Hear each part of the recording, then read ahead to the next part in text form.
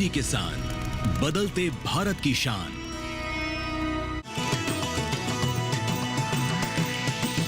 DD किसान, बदलते भारत की शान।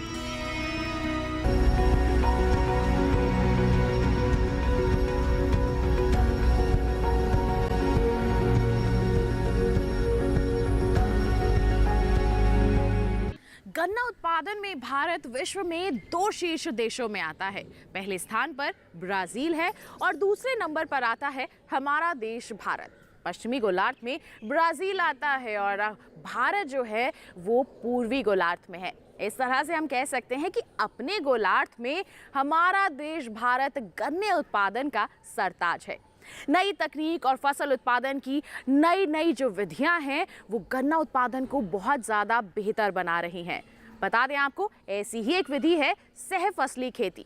कुछ लोगों को लग सकता है कि सह फसली खेती करने से उपज में कमी आ सकती है, लेकिन ऐसा बिल्कुल भी नहीं है। इसके माध्यम से बता दें आपको, एक तो उपज में बढ़ोतरी होती है, साथ ही साथ लागत में भी कमी आती है। नमस्कार, दूरदर्शन किसान चैनल के कार्यक्रम कृषि विशेष में मैं अदिति शर्मा आप सभी का स्वागत करती हूं। आज के कृषि विशेष में बात गन्ने की सहफसली खेती की।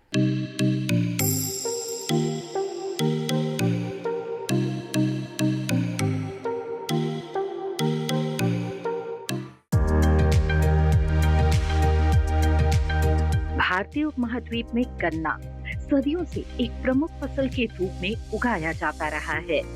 इसकी खेती 110 से अधिक देशों में होती है। विश्व स्तर पर ब्राजील गन्ना उत्पादन में सबसे ऊपर है। भारत उसके ठीक नीचे है। कुल गन्ना उत्पादन का 50% हिस्सा इन दोनों देशों में ही उग रहा है। हमारे देश की ग्रामीण अर्थव्यवस्था में गुणात्मक सुधार लाने की दिशा में गन्ना की भूमिका बहुत ही महत्वपूर्ण है। गन्ना और चीनी उद्योग देश भर में 60 लाख से अधिक किसानों और उनके परिवारों को रोजगार प्रदान कर रहे हैं। चीनी मिलों से मिलने वाला रोजगार इससे अलग है। नकदी फसल होने की वजह से गन्ना किसानों के लिए भी फायदेमंद है। भारत के गन्ना उत्पादन में उत्तर प्रदेश पहले नंबर पर है। यहाँ के कई जिले गन्ना उत्पादन के लिए जाने जाते हैं। शाहजहांपुर भी उन्हीं में से एक है। जैसे कि जो गन्ने यहाँ पे शाहजहांपुर जनपद में गन्ने का बहुत बड़ा क्षेत्र है, 1 लाख हेक्टेयर से ऊपर का क्षेत्रफल है और किसान बहुत ही अच्छी उन्नतशील प्रजातियों का जो अभी प्रयोग करते हैं। लेकिन जो आय को बढ़ाने की जहाँ तक बात है, इसमें सहफसली खेती के ऊपर हम लोग काफ़ी जोर दे रहे हैं। इसमें हमारे जो ज़िले के बहुत सारे अच्छे प्रगतिशील किसान जो अच्छा काम कर रहे हैं, वो गन्ने के साथ जैसे रबी के मौसम में गन्ना के साथ आलू है, मसूर है, सरसों है, गेहूं है, इसके ऊपर और कुछ मसालों वाली भी फसलों को जैसे कि सौंफ है, इन सब का जो है काफ़ी, लहसुन है, प्याज है, ये सब जो है यहाँ पे लोग कर रहे हैं किसान। और दूसरा जो है खरीफ, इससे बसंतकालीन जो हमारे जो है गन्ना है, इसके साथ जैसे गन्ने के साथ भिंडी है, गन्ने के साथ मूंग है, गन्ने के साथ उड़द है। तो सहफसली खेती के ऊपर भी बहुत ज़्यादा जो है हम लोग किसानों को प्रशिक्षण दे रहे हैं और किसान इसको कर भी रहे हैं, जिससे कि वो अपनी आय को बढ़ा सकें और गन्ने का जो उत्पादन लागत है उसको कम कर सकें। तो गन्ने में भी बहुत काफ़ी स्कोप है यहाँ पे, और ख़ासकर जो गन्ना सहफसली खेती के रूप में किसान बहुत ही जो है इसको अपना रहे हैं और काफ़ी कर रहे हैं। शाहजहांपुर में 1 लाख हेक्टेयर से भी अधिक क्षेत्रफल पर गन्ना बोया जाता है। यहाँ के किसान भी काफी सजग हैं। वो उन्नतशील प्रजातियों को बोना ज्यादा पसंद करते हैं। इसके अलावा गन्ना ऐसी फसल है जिसमें भाव के उतार चढ़ाव का खतरा नहीं रहता। हर साल पेराई सत्र शुरू होने से पहले ही सरकार की ओर से इसका मूल्य तय कर दिया जाता है। इसलिए किसान को पहले से ही पता होता है कि इस बार उसे कितनी कमाई होने वाली है। गन्ने के साथ सहफसली खेती अपनाने से आय और अधिक बढ़ सकती है।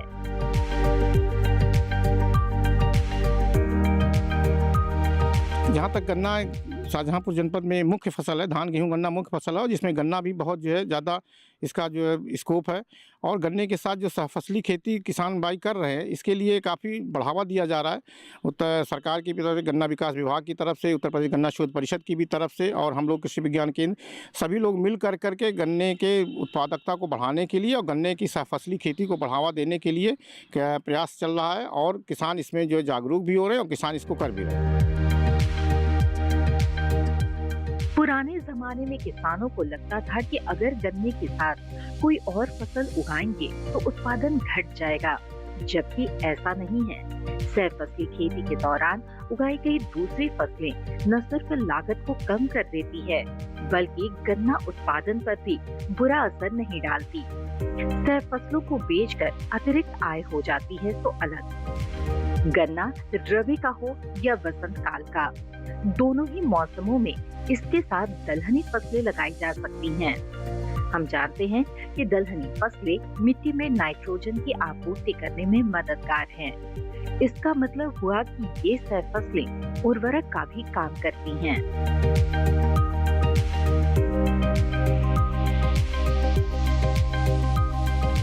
2018-19 से 2022-23 के बीच भारत में हर साल औसतन 51,16,000 हेक्टेयर रकबे पर गन्ना बोया गया। इसमें से 45.28% यानी 23,17,000 हेक्टेयर अकेले उत्तर प्रदेश में था। इस समय अवधि के दौरान देश भर में औसत वार्षिक पैदावार 421 मिलियन टन रही। इसमें उत्तर प्रदेश का हिस्सा 44.67% यानी 188 मिलियन टन से अधिक था।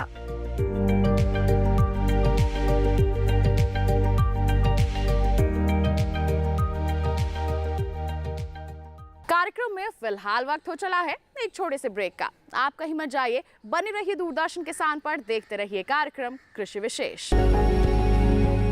प्रधानमंत्री फसल बीमा योजना प्राकृतिक आपदा की स्थिति में बीमा द्वारा किसानों को आर्थिक सुरक्षा देने की ओर एक कदम।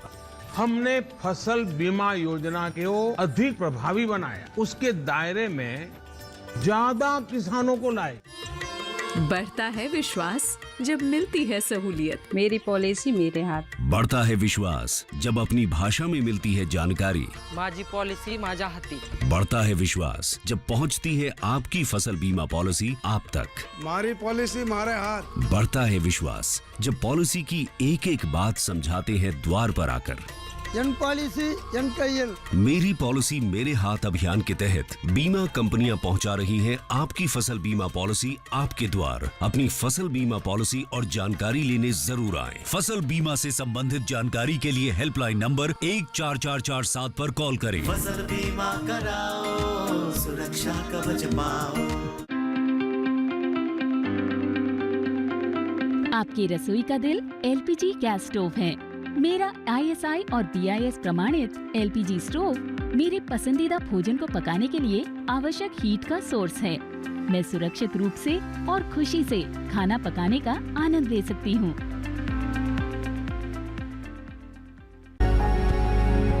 हमारे देश में बहुत से ऐसे किसान हैं जो गन्ने के साथ सह फसली खेती कर रहे हैं। इससे एक तो उनकी उपज बढ़ रही है और साथ ही साथ लागत में भी कमी आई है। आज के हमारे इस एपिसोड में हम आपको शाहजहाँपुर के 2 ऐसे किसानों से मिलवाने वाले हैं जिन्होंने गन्ने के साथ सह फसली खेती को अपनाया है और अपनी आमदनी में जबरदस्त इजाफा भी किया है। इनसे मिलिए, यह है ज्ञानेश तिवारी। काफी पढ़े लिखे हैं। पहले अंग्रेजी विषय के साथ MA किया और फिर BEd। इनके पिता टीचर रह चुके हैं। ये चाहते तो खुद भी नौकरी की तलाश कर सकते थे, लेकिन उच्च शिक्षा प्राप्त करने के बावजूद इन्होंने खेती को चुना। ये शानदार तरीके से खेती कर रहे हैं और आज इनकी गिनती नौकरी मांगने वालों में नहीं, नौकरी देने वालों में हो रही है। ये उन्नत तकनीक का इस्तेमाल करते हैं और गन्ने के साथ दूसरी फसलें जरूर उगाते हैं। इस बार इन्होंने सरसों उगाई है। गन्ने की फसल जो है, चूंकि हमारे यहाँ डालमिया चीनी मिल के एरिया में हम आते हैं तो गन्ना बहुतायत आपको यहाँ मिलेगा। अच्छी स्थिति में हम गन्ना यहाँ करते हैं। पीछे आप देख पा रहे होंगे कि सरसों और जो है गन्ना दोनों एक साथ सहफसली के रूप में है, जिसे हमने अक्टूबर में बुवाई की थी।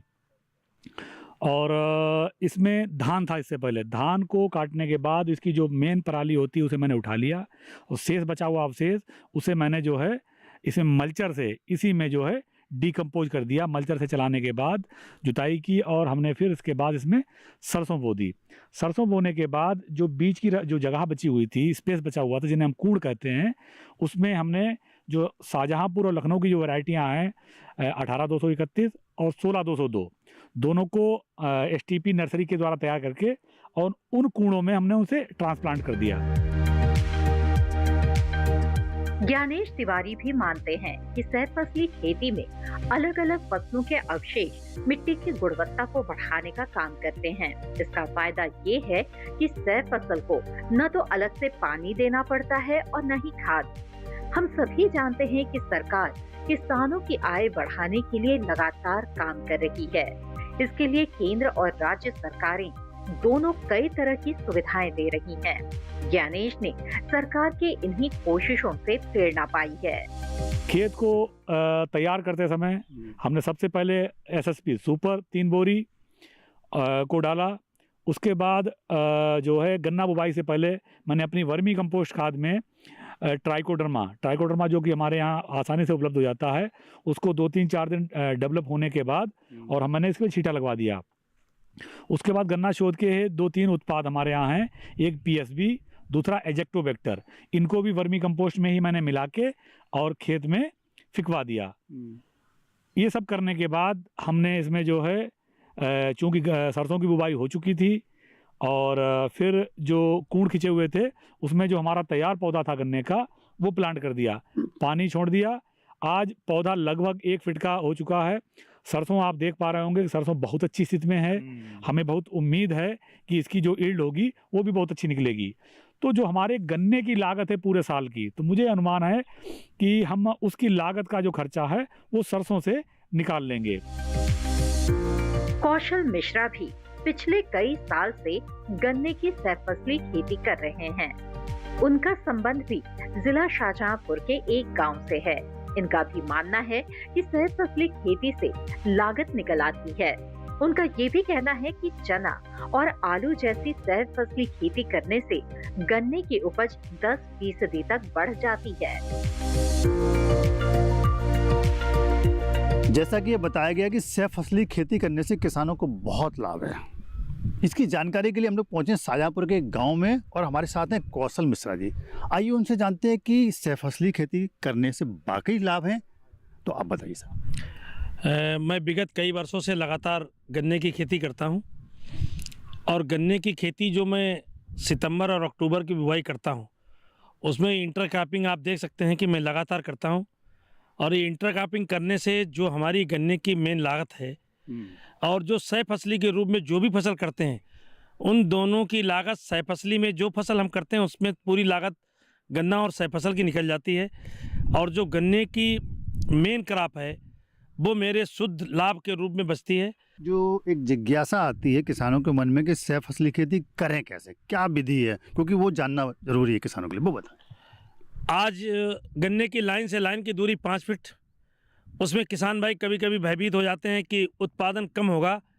मैं विगत वर्ष मेरी इंटर क्रॉप कटिंग हुई थी तो मैंने 13-235 गन्ना प्रजाति है तो लाइन से लाइन की दूरी पर बोया था, सिंगल लाइन की थी। उसमें 2630 कुंटल का प्रोडक्शन मिला जो उत्तर प्रदेश में हाईएस्ट है, जिसमें मुझे 51,000 रुपये का इनाम भी उत्तर प्रदेश सरकार द्वारा दिया गया कि जिससे कि और किसान जागरूक हों। और लाइन से लाइन की दूरी जब 5 फीट करते हैं तो उसमें हम मशीनीकरण का प्रयोग करते हैं। मशीनीकरण के जब प्रयोग हम करते हैं तो लेबर कास्ट हमारी कम हो जाती है। आज जो हमारे देश या प्रदेश में सबसे ज़्यादा लागत है वो लेबर की है। तो जब मजदूरी हम कम कर लेंगे तो हमारी फसल की लागत स्वतः कम हो जाएगी। तो जो 5 से 5 लाइन से लाइन की दूरी 5 फीट करते हैं, आप देख सकते हैं कि ये 5 फीट की दूरी है। इसमें लगातार हम चाहें तो सब्जी जुताई ट्रैक्टर से करते हैं, इसकी रुपाई भी ट्रैक्टर से कर लेते हैं, सारे काम मशीनीकरण से प्रयोग करते हैं। पानी भी हमारा इसमें कम लगता है और इसमें कोई भी फसल चाहे हम दलहन कर लें चाहे तिलहन कर लें, आप देख सकते हैं कि सरसों खड़ी हुई है। ये भी लाइन से लाइन की दूरी 5 फीट है। मैं आपको दिखाऊंगा ये मटर है, तो इंटर क्रॉपिंग के लिए दूरी की आवश्यकता बहुत ज़्यादा है। ये तो 2 लाइन का गन्ना बोया हुआ है, एक लाइन से लाइन दूरी 2 फीट, फिर 5 फीट का गैप, फिर 2 फीट, फिर 5 फीट, इस तरह से इंटर क्रॉपिंग की फसल की जा सकती है। और सभी किसान भाइयों को मेरा विशेष आग्रह है, सुझाव है कि आप इस तरह से खेती करेंगे तो आपके खुद की, परिवार की, देश की, प्रदेश की, सभी की तरक्की होगी। आज के दौर में खेती को कम आय वाला क्षेत्र माना जाता है, लेकिन ज्ञानेश तिवारी और कौशल मिश्रा जैसे किसान इस धारणा को गलत साबित कर रहे हैं। वो युवाओं से भी कह रहे हैं कि निराश होने की जरूरत नहीं है, कम जमीन पर भी अच्छी कमाई की जा सकती है, अगर तरीके सही हो तो। फिलहाल कार्यक्रम में रुक रहे हैं एक छोटे से ब्रेक के लिए। आप कहीं मत जाइए, देखते रहिए कार्यक्रम कृषि विशेष और बने रहिए दूरदर्शन के साथ पर। Hi, I am Ravi, driving my CNG auto for many years. Happy with the mileage I get with this. Hi, I'm Rajesh. I switched to compressed natural gas a few months back. CNG gives high performance at affordable cost and it is easily available. Plus, CNG is a non-polluting fuel thanks to its higher ignition temperature. Switch to CNG today.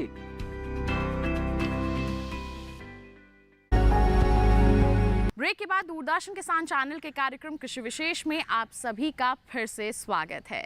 चीनी मिलों की जो भूमिका है गन्ना उत्पादन में बहुत ही महत्वपूर्ण रही है। चीनी मिलें जो हैं हमारे किसानों को उन्नत खेती के लिए प्रेरित करती हैं और साथ ही साथ उनका मार्गदर्शन भी करती हैं। साथ ही आपको बता दें कि कृषि विज्ञान केंद्र भी इस क्षेत्र में अहम भूमिका निभा रहे हैं। हमारे किसानों को गन्ने के साथ साथ अन्य फसलें उत्पादित करने के लिए प्रेरित कर रहे हैं और जो भी समस्याएं आ रही हैं उनका हल भी उन्हें उपलब्ध करवा रहे हैं। कृषि विज्ञान केंद्र किसानों के सीधे संपर्क में रहने वाले संस्थान हैं। किसानों को नई तकनीक से रूबरू कराने की जिम्मेदारी इन्हीं के कंधों पर है। ये किसानों की ट्रेनिंग का इंतजाम करते हैं। कीटों, बीमारियों या इस तरह की दूसरी समस्या आने पर समाधान सुझाते हैं। यहाँ के वैज्ञानिक खेतों का भ्रमण भी करते हैं। शाहजहांपुर में क्योंकि गन्ने की खेती बड़े पैमाने पर होती है, इसलिए गन्ने में लगने वाली बीमारियों और कीटों पर भी कृषि विज्ञान केंद्रों की नजर रहती है। हम सभी जानते हैं कि गन्ने में रेड रॉट यानी लाल सड़न रोग सबसे प्रमुख है। वैज्ञानिकों का मानना है कि बीजोपचार और मिट्टी का प्रबंधन इससे बचाव के सबसे कारगर तरीके हैं। इसके अलावा उन्नतशील प्रजातियां भी कारगर हैं।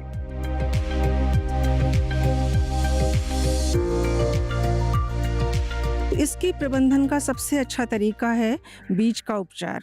और बीज का उपचार भी बोने से पहले जो नम गर्म जल उपचार होता है वही इसके लिए काफ़ी प्रभावी है। और ये इसका संयंत्र जो चीनी मिलों में होता है, वहाँ गन्ना समितियों की सहायता से कृषक भाई अपने बीज को उपचारित करके बुआई करें। साथ ही थोड़ा देखते रहें, क्योंकि ये रेड रॉट जो है भूमि जनित भी है, मिट्टी से भी आता है, इसलिए मिट्टी का प्रबंधन भी ज़रूरी है। और मिट्टी में जो इसकी जो रोग कारक फफूंदी है उसके बीजाणु पनपते हैं, उसको दूर करने के लिए ट्राइकोडर्मा का मिट्टी में प्रयोग करें। टॉप बोरर शाहजहांपुर के गन्नों को लगने वाला सबसे हानिकारक कीट है। अगर इससे छुटकारा पाना है तो शुरुआत से ही इसके प्रबंधन के लिए जागरूक रहना होगा। ये कीट इसलिए भी खतरनाक है क्योंकि इसकी कई पीढ़ियां पाई जाती हैं। पीढ़ियों का बनने का समय होता है, उस समय कुछ न कुछ उपचार करना बहुत आवश्यक है। शुरुआत में बुआई के समय जो है क्लोरेंटेनिलिप्रोल 17.8 एसएल का आता है, उसका प्रयोग करें। इसके बाद जब अप्रैल के महीने में प्रभावित पौधों को निकाल दें। ये छोटे छोटे स्टेप पे उनको करना चाहिए। दूसरा, इसके जो जैविक प्रबंधन के लिए ट्राइकोकार्ड और फेरोमोन ट्रैप का प्रयोग कर सकते हैं। फेरोमोन ट्रैप लगाने से आपको ये अंदाज़ा हो जाता है कि आपके क्षेत्र में जो आपका टॉप बोरर कीट है वो कितना आने वाला है, क्योंकि उसके व्यस्त कीट उसमें ट्रैप हो जाते हैं और आप मतलब ये अंदाज़ा लगा सकते हैं कि आने वाले समय में इसकी कितनी ज़्यादा फ्रीक्वेंसी होगी, कितना ज़्यादा ये तेज़ी से बढ़ेगा। तो ये इसको ज़रूर लगाना चाहिए। साथ ही जो ट्राइकोकार्ड है उसका प्रयोग करिए। ट्राइकोकार्ड में परजीवी कीट के अंडे होते हैं जो कि प्राकृतिक रूप से जो है वातावरण में रहने वाले जो टॉप बोरर के अंडे वगैरह होते हैं, सुड़ियाँ होती हैं, उनका प्रबंधन करते हैं। आजाद सिंह स्थानीय चीनी मिल में अधिकारी हैं। उनका कहना है कि यहाँ का हर किसान इस बात को मानता है कि ग्रामीण जीवन स्तर सुधारने में चीनी मिलों का योगदान है। आय बढ़ाने के लिए ये भी सहफसली खेती की वकालत करते हैं। गन्ना एक ऐसी क्रॉप है क्योंकि ये सीधा स्ट्रेट चलती है, तो इसके बीच में कोई भी इंटरक्रॉप फार्मर कर सकता है। हमारे यहाँ पे प्रत्येक किसान अक्टूबर बुआई में तो इंटरक्रॉपिंग लेता ही लेता है, और अभी भी मतलब जो है बसंतकालीन गन्ना बुआई में भी उसको जो है हम लोग ने मतलब मिक्स क्रॉपिंग के लिए ऐसे एग्रीकल्चर इक्विपमेंट्स सब्सिडाइज रेट पे उसको हम प्रोवाइड करा रहे हैं कि वो गन्ने के साथ साथ दूसरी क्रॉप लेकर के अपनी आय में वृद्धि कर सके। जैसे गन्ने में अभी जो है ना मूंग लगाई जा रही है, तो मूंग के लिए हम लोग उसके डेमोन्स्ट्रेशन भी करा रहे हैं दूसरों को करके दिखा के, ताकि इसके लिए मोटिवेट हो फार्मर्स। तो जैसे मान लीजिए उसके कोड निकालने हैं, क्रॉप की बुआई करनी है, तो हम लोगों ने इस टाइप की मशीनें हायर की हुई हैं कि उसमें कोड हम फ्री में उसके निकाल करके दें और वो खाली गन्ने को और उसको जो है अपनी बीज को उसमें डालें। अभी जैसे गन्ना मूंग है, गन्ना उड़द है, गन्ना भिंडी, अभी भिंडी का परसों हमने प्लॉट लगाया, तो मतलब किसान पूरी तरीके से चीनी मिल से जुड़ करके अपना काम करते हैं। भारत दुनिया में चीनी का सबसे बड़ा उपभोक्ता और दूसरा सबसे बड़ा उत्पादक देश है। वैश्विक स्तर पर 15% खपत और लगभग 20% उत्पादन यहीं पर होता है। आजकल गन्ने से इथेनॉल भी निकाला जा रहा है। अमेरिका और ब्राजील के बाद इथेनॉल उत्पादन में भारत तीसरा सबसे बड़ा देश बन चुका है। इस तरह हम कह सकते हैं कि गन्ना न सिर्फ हमारे स्वाद में मिठास घोल रहा है, बल्कि पर्यावरण संरक्षण में भी योगदान दे रहा है।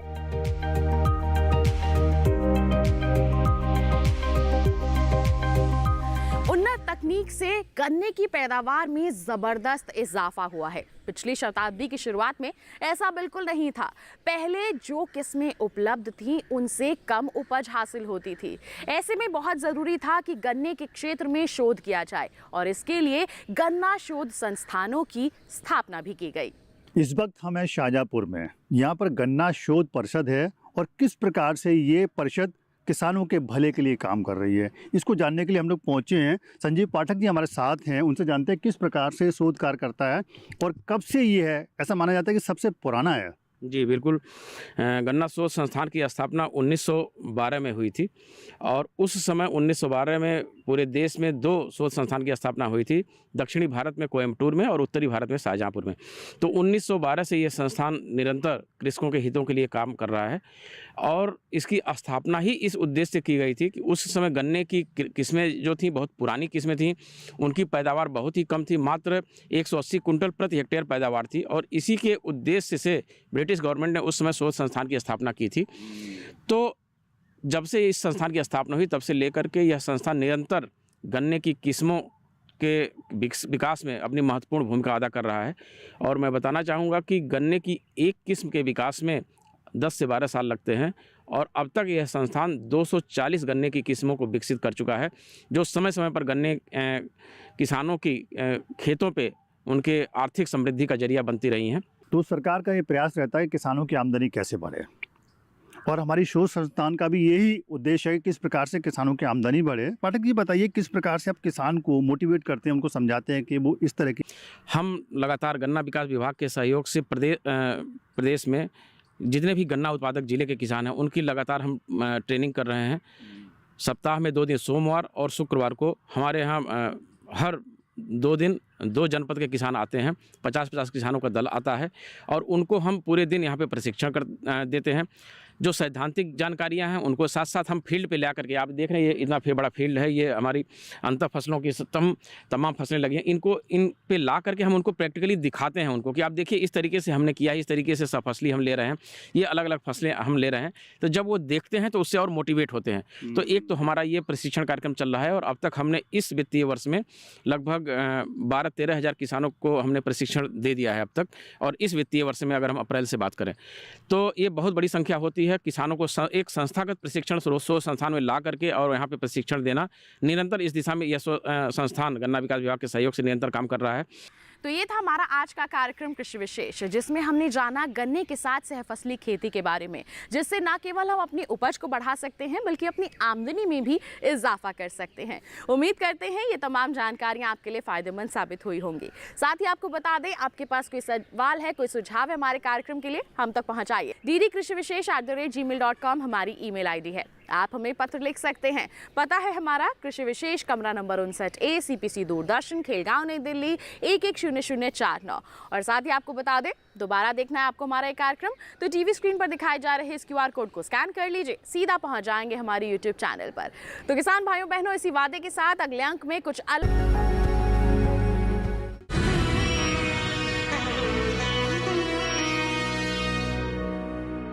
नमस्कार किसान भाइयों और बहनों, आप देख रहे हैं मंडी खबर।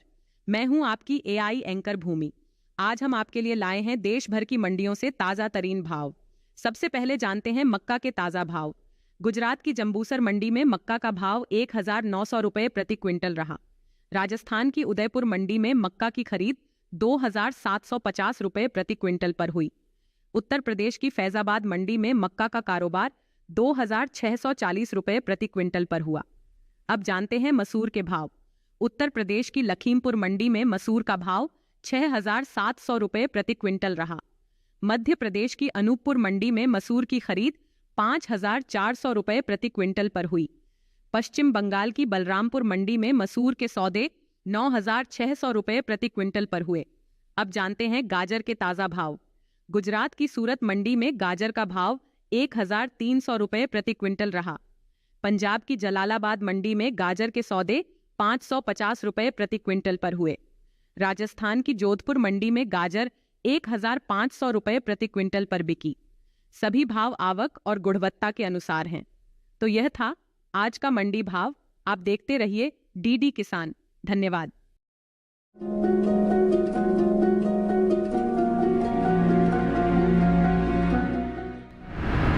परीक्षा के दौरान तनाव पैदा कर सकता है अपेक्षाओं का बोझ।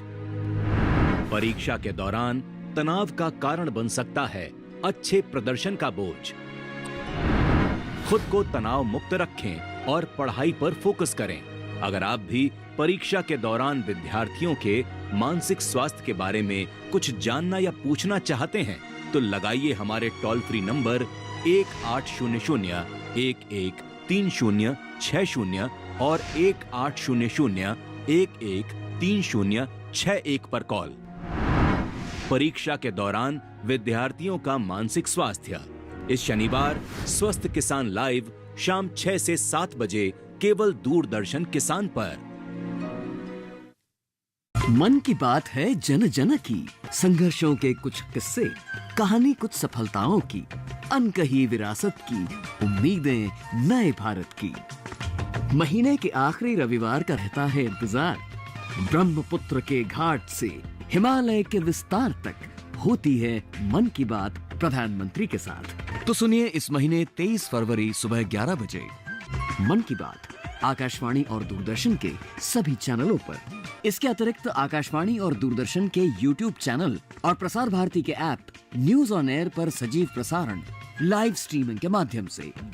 तो याद रखें, रविवार 23 फरवरी सुबह 11 बजे मन की बात।